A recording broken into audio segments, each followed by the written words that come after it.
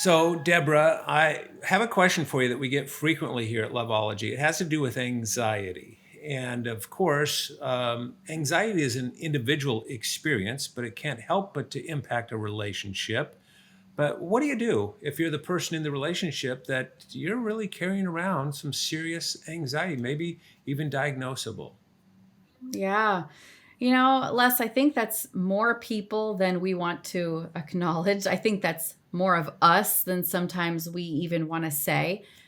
Because anxiety is one of those things that I think has a little bit of a stigma. People are afraid to share what they're going through until they really hit a wall. And that's kind of what I see in my practice as a licensed counselor. So one way I like to talk about emotional pressure and anxiety, I like to use the analogy of a volcano.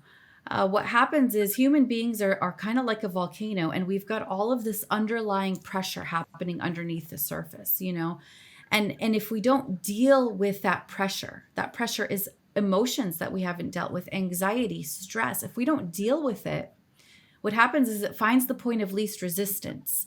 And just like a volcano, it explodes. And usually it's in the form of an emotional explosion like a panic attack or relationship problems or addictions or anger and rage. And so this individual pressure, when we don't deal with it in a healthy way, ends up coming up to the surface and really impacting our relationships. And anxiety is just one of those pieces hovering underneath the surface, building that pressure. Yeah, that's so helpful. I think all of us can identify with that metaphor of the volcano. So, what do we do in practical terms if we're suffering from anxiety? And I know there's a scale of anxiety, but what do we do? What Yeah. Well, first and foremost, I think we need to acknowledge it. Put to words what's happening. When we acknowledge our emotions, it really begins to alleviate some of that pressure. We have to start by naming what's going on and putting words to it. Here are the things that are stressing me out. Here's what I'm actually feeling. I'm insecure. I'm overwhelmed. I'm anxious. I'm struggling. I mean, we hardly use those words when it comes to naming our emotions. There's probably over 500 emotions that you could use if you just Google a list of emotions, but a lot of times we're not even aware of what's happening. So number one is you acknowledge your emotions.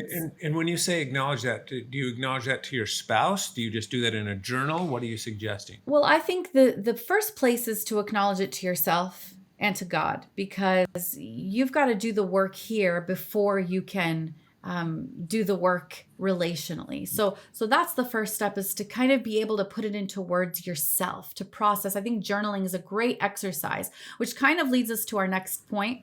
After you acknowledge your emotions, you've got to express them in a healthy way. And for most people who are married, that's going to be their spouse. Learning how to communicate to their spouse what they're feeling, to actually put it into words rather than let it come out through your emotions when you're upset or in a conflict or, in an argument, but to actually sit them down and say, hey, listen, here's some things that are building up pressure for me underneath the surface. Here are some things I'm struggling with, and begin to process with them. If you don't feel like you have a safe spouse to be able to process with, I think journaling is a great alternative. Research has shown that just by journaling, you can alleviate some emotional distress. So begin to journal, put those things into words until you find a safe person to be able to express those emotions to. So those are the first two things. And then the third thing is to alleviate those emotions. When we talk about anxiety, it is not a permanent place in life. It is a season, and it is a signal to our body that something needs to change. And so we've got to see anxiety as a signal. And maybe that means we need to set boundaries in our life, or maybe means we need to eliminate some things from our schedule so we're not feeling overwhelmed. For most people, that means there's got to be a place for therapy and even medication for some people to begin alleviating some of those struggles of anxiety. And so it's important to understand that we can't control everything with anxiety, but there are certainly things that we can alleviate. And when we begin to get healthy standing alone, it begins to impact the health of our relationships as well. Absolutely. Your relationships can only be as healthy as you are. And so it's so critical. Deborah, thanks as always for your wisdom here at Loveology.